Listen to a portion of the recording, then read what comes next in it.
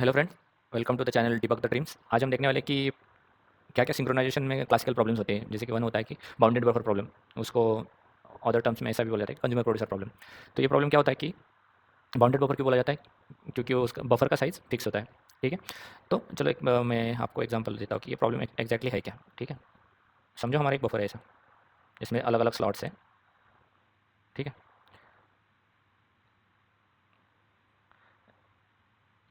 ऐसे स्लॉट से समझो, मल्टीपल स्लॉट से।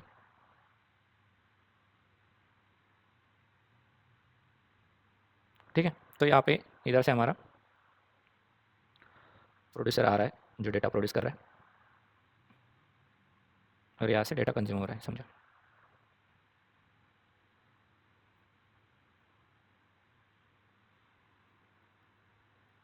प्रोड्यूसर, कंज्यूमर, और ये बफर का साइज़ फिक्स है। तो हमारा प्रोड्यूसर डेटा प्रोड्यूस किया जा रहा है, किया जा रहा है, किया जा रहा है, बट एक टाइम पे ये ऐसा होगा कि ये फुल हो जाएगा।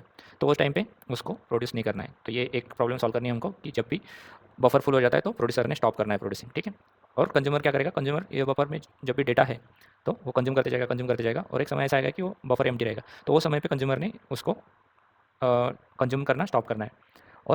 ये दोनों प्रॉब्लम हमको सॉल्व करनी है। और एक प्रॉब्लम है कि जब भी प्रोड्यूसर प्रोड्यूस कर रहा है तो कंज्यूमर ने बफर को हाथ नहीं लगाना है। मतलब एट ए टाइम या कंज्यूमर कंज्यूम करेगा या प्रोड्यूसर प्रोड्यूस करेगा, ये इसको हमको कंसिस्टेंट करना है। तो हमारे पास 3 टास्क है बेसिकली। जब भी हमारा बफर फुल है तो हम लोग प्रोड्यूस नहीं करेंगे, जब हमारा बफर एम्प्टी है तो हम लोग कंज्यूम नहीं करेंगे, और तीसरा प्रॉब्लम है कि एट ए टाइम एक जन ही उसको हाथ लगाएगा। ठीक है, तो ये प्रॉब्लम 2 तरीके से सॉल्व किया जा सकता है। एक तो कंडीशनल वेरिएबल से सॉल्व किया जा सकता है, और दूसरा है कि सीमाफोर से सॉल्व किया जा सकता है। ठीक है, तो हम लोग इस वीडियो में सीमाफोर से सॉल्व करेंगे। सीमाफोर कैसे यूज़ करेंगे?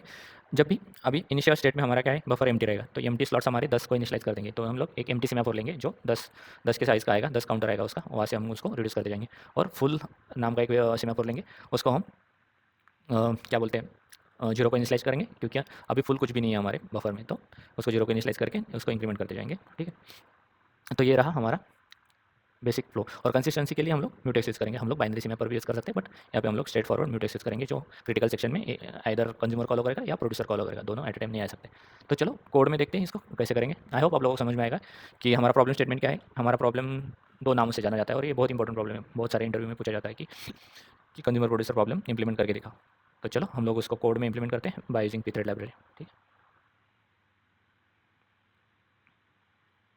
मैं ये कोड क्लीन कर देता हूँ। चलो हमारा हमेशा का हेडर फाइल इंक्लूड करते हैं pthread.h, फिर बाद में हमको लगेगा stdio.h for printing. std leap लगेगा हमारा रिटर्न एग्जिट सक्सेस के लिए, unstd लगेगा हमारा स्लिप के लिए, सीमाफोर लगेगा हमारा सीमाफोर के लिए। बफर का साइज़ 10 डिक्लेयर करते हैं। ठीक है, बफर डिक्लेयर करते हैं एक्चुअल, जो जिसमें हम लोग डेटा स्टोर करेंगे। एक काउंटर डिक्लेयर करते हैं जो हमारे बफर में करंट आइटम जहाँ पे है वो उसका काउंट रखेगा। फिर एक एम्प्टी सीमाफोर डिक्लेयर करेंगे, फिर फुल सीमाफोर का डिक्लेयर करेंगे, एक म्यूटेक्स डिक्लेयर करेंगे, और उसको स्टैटिक इनिशियलाइज़ करेंगे। पहला हम लोग प्रोड्यूसर लिख लेते हैं, वर्ड स्टार प्रोड्यूस, ये एग्जिस्टिंग कोड निकाल देते हैं। ठीक है, फॉर लूप नहीं रखेंगे, डू वाइल से करेंगे हम लोग, जो क्लासिकल ओएस प्रॉब्लम्स में दिया जाता है वैसे। डू कंट्रोल जेड, हमारा कंडीशन है 1, हमारा इन्फिनिट लूप चलाएंगे हम लोग इसका। ये निकाल देता हूँ मैं, चला हुआ तो।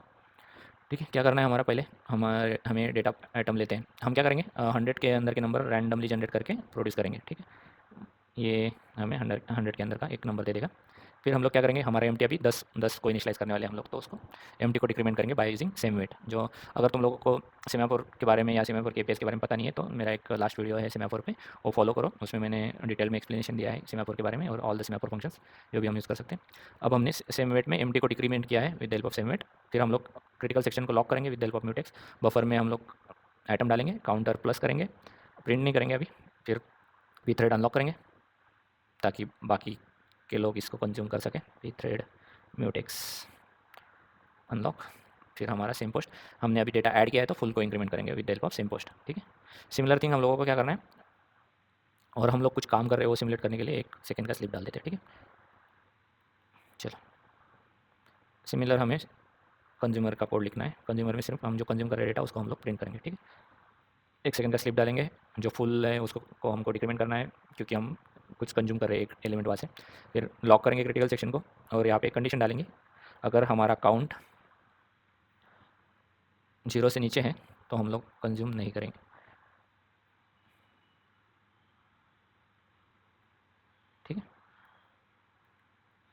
प्रिंट वाला स्टेटमेंट भी इधर ले लेते हैं ऊपर। हम तब भी कंज्यूम करेंगे जब जब हमारा काउंटर 0 से ऊपर है, मतलब वही हमारा है कि सिग्नल है कि बफर में कुछ डेटा है, ठीक है। और फिर बाद में जब भी डेटा कंज्यूम होता है तो काउंटर डिक्रीमेंट करेंगे, फिर बाद में म्यूटेक्स अनलॉक करेंगे ताकि क्रिटिकल सेक्शन में कोई और कंज्यूमर या प्रोड्यूसर आ सके, फिर बाद में सेम पोस्ट करके एम्प्टी स्लॉट्स बढ़ा देंगे। और चलो इसका ड्राइवर फंक्शन लिखते हैं, इंट मेन, 2 थ्रेड क्रिएट करने हैं हमको, एक कंज्यूमर एक प्रोड्यूसर। फिर बाद में हमने इनिशियलाइज़ किया एम्प्टी को बफर साइज से, वो 10 है। फिर फुल हमारा इनिशियली 0 स्लॉट्स रहेंगे तो वो 0 रखेंगे। ये सब पैरामीटर्स के बारे में मैंने इंडिविजुअल पैरामीटर्स और ईच वर्ड एंड वर्ड मैंने एक्सप्लेन किया है सिमेपर के वीडियो में, तो देखिए please. Same goes to the P thread underscore create, मैंने ये सब बताया है। हमने 2 थ्रेड क्रिएट किए, प्रोड्यूसर कंज्यूमर, उसको ज्वाइन किया है, फिर बाद में क्लीन अप में हमने उनको डिस्ट्रक्ट किया। तो चलो देखते हैं कि क्या आउटपुट आता है एक बार बिल्ड करके। ये जो वार्निंग्स हैं हम लोगों को सेमाफोर के लिए आएंगी मैक में, ये डेप्रिकेटेड है बोल के आता है, ठीक है। रन करके देखते हैं। देखो अभी ये हमें कंज्यूमर से जो डेटा कंज्यूम होते जा रहा है वो सब दे रहा है। 0 से 100 तक के नंबर हम लोगों को यहाँ पे मिलेंगे, मतलब 100 नहीं मिलेगा बट 99 तक मिलेंगे। तो ये सक्सेसफुली चल रहा है हमारा प्रोग्राम। आई होप आप लोगों को समझ में आया है। चलो एक बार प्रॉब्लम स्टेटमेंट रिपीट कर देता हूँ। इसको हम लोग, ये इन्फिनिट लूप में चल रहा है तो इसको हम लोगों को कंट्रोल सी से ब्रेक करना होगा, ठीक है। एक बार प्रॉब्लम स्टेटमेंट रिपीट कर देता हूँ। हम देख रहे थे कंज्यूमर प्रोड्यूसर प्रॉब्लम जो कि क्लासिकल प्रॉब्लम है सिंक्रोनाइजेशन का मल्टी थ्रेडेड एनवायरनमेंट में, उसी को हम बाउंडेड बफर प्रॉब्लम भी बोलते हैं। बाउंडेड बफर क्यों? क्योंकि उसका बफर का साइज़ फिक्स्ड है। अनबाउंडेड बफर भी प्रॉब्लम होता है ओएसएस में, वो भी देखा जा सकता है, ठीक है। तो क्या हो रहा है यहाँ पे कि कंज्यूमर डेटा कंज्यूम करते जा रहा है, प्रोड्यूसर डेटा प्रोड्यूस करते जा रहा है, और हमारे बफर की साइज़ फिक्स है। तो ऐसा टाइम आ सकता है कि प्रोड्यूसर ने पूरा बफर फिल कर दिया है और बफर फुल है, तो वो टाइम पे हमारा प्रोड्यूसर स्टॉप होना है डेटा प्रोड्यूस करने से। और कंज्यूमर जब भी पूरा बफर से डेटा कंज्यूम करके खत्म हो गया है, मतलब बफर अभी एम्प्टी है, तो उस समय कंज्यूमर ने स्टॉप करना है। और अगर कंज्यूमर काम कर रहा है बफर पे तो प्रोड्यूसर ने हाथ नहीं लगाना है, अगर प्रोड्यूसर काम कर रहा है तो कंज्यूमर ने हाथ नहीं लगाना है। यही हमारा प्रॉब्लम स्टेटमेंट है कंज्यूमर प्रोड्यूसर प्रॉब्लम का, और यही हम लोगों ने कोड में भी देखा है। बहुत ही इंपॉर्टेंट प्रॉब्लम है, आप लोग थोड़ा ध्यान देके देखिए इस वीडियो को। आई होप आप लोगों को समझ में आया होगा। यही था इसका समरी। अगर आप लोगों को ये पसंद आ रहा है सीरीज़ तो लाइक करिए प्लीज़, और शेयर करिए, सब्सक्राइब करिए। Thank you.